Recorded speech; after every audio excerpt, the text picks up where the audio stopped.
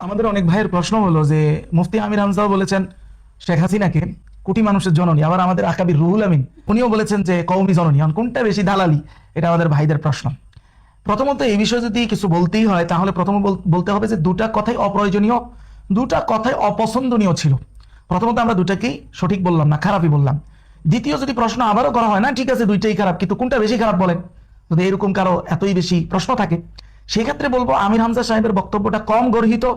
আমাদের রুহুল আমিন সাহেব যিনি বাইতুল মুকাররম থেকে ফেরার হয়েছেন, ওনার এই বক্তব্যের চাইতে আমির হামজার বক্তব্য অনেক কম গর্হিত। কেন প্রশ্ন আসবে, কেন? এই বিশ্লেষণ যদি চান তাহলে আমাদেরকে এভাবে বলতে হবে যে আমির হামজা সাহেব কি বলেছেন, বলেছেন কোটি মানুষের জননী। এই কথাটা তো শাব্দিক অর্থের জায়গা থেকে ভুলও না। কিভাবে ভুল না? বাংলাদেশে কয়েক কোটি আওয়ামী লীগ আছে, এটা আমরা সবাই জানি। এই কয়েক কোটি আওয়ামী লীগ যদি 1 কোটি আওয়ামী লীগও থাকে, তো তারা তো সবাই ওনাকে জননী মেনে নিয়েছেন। তো তাদের জননী হিসাবে এই কথাটা শাব্দিকতার জায়গা থেকে একেবারে অনুচিত অথবা একেবারে ভুল, এটাও আপনি বলতে পারেন না। কিন্তু লক্ষ্য করার বিষয় হলো আমির হামজা এটা বলেননি যে উনি ইসলামপন্থীদের জননী অথবা বাংলাদেশ জামায়াত ইসলামের জননী, এমনটা কি আমির হামজা সাহেব বলেছেন? আসলে তিনি এটা বলেননি। কিন্তু যে কথাটা বলেছেন হলো আমাদের রুহুল আমিন সাহেব, যে কওমি উলামায়ে কেরামের জননী, আলেমদের জননী বানিয়ে দিয়েছেন। এই জিনিসটা কি আপনার সামান্য জ্ঞানও ধরে না যে এটার চাইতে এটার ধাপটা অনেক বেশি? এটা একচেটিয়া মুরব্বীদের জননী হইতে পারে, আমাদের কিছু একচেটিয়া মুরব্বী আছে, শেখ হাসিনা তাদের জননী হইতে পারে, কিন্তু আমরা সাধারণ ছাত্র সমাজ কওমিদের তো জননী কখনোই কওমিরা গ্রহণ করেনি।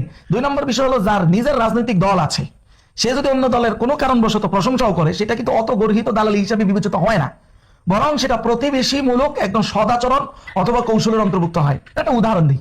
ধরেন আপনি এক এলাকায় গেছেন বেড়াইতে, ওই এলাকায় আপনি নিজের কোনো ঘর নেই, আপনি আরেকজনের ঘরে গেছেন বেড়াইতে। তখন আপনি ওই এলাকায় যখন গিয়ে আপনি পরিচয় দিবেন, তখন আপনি কার পরিচয় পরিচিত হবেন? যার ঘরে বেড়াতে আসছেন তার পরিচয় পরিচিত হবেন, এটাই স্বাভাবিক। যেহেতু এলাকা আপনার নিজের কি নাই, ঘর নাই, নিজের যেহেতু বাড়ি নাই, বাসস্থান নাই, কিন্তু আপনার নিজের এলাকা যেখানে আপনার নিজের বাসস্থান আছে, সেখানে যদি আপনি অন্য কোনো বাসস্থানওয়ালার প্রশংসাও করেন, সেটা কেউ তার প্রশংসা শুধু করার কারণে আপনি ওই ঘরের পরিচয় পরিচিত হবেন না। এটা সর্বোচ্চ বলা হবে যে উনি প্রতিবেশীর ব্যাপারে ওনার ধারণা ভালো।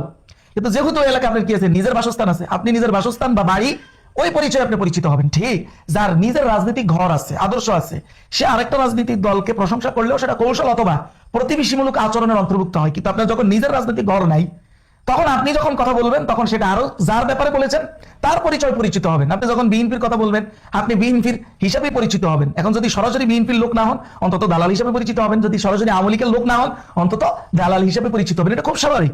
আমির হামজা সাহেব একটা দল করেন, ওনার একটা আলাদা দল আছে, ওই দলের থেকে উনি এমপি হয়েছেন। রুহুল আমিন সাহেব আফার কাছ থেকে যে বরকতটা পাইছেন, সেই বরকতের বিনিময়ে বা সে উসিলাই উনি বাইতুল মুকাররমে একটা অবস্থান পেয়েছিলেন কিছুদিন, কিন্তু শেষে এই বরকতটার পূর্ণতা চেয়েছিলেন আফার কাছ থেকে, যে উনি একটা রাজনৈতিক ভাবে একটা ইলেকশন করে একটা অবস্থান নেয়ার জন্য। কিন্তু আপা তো সেই বরকতটা পূর্ণ করলেনই না।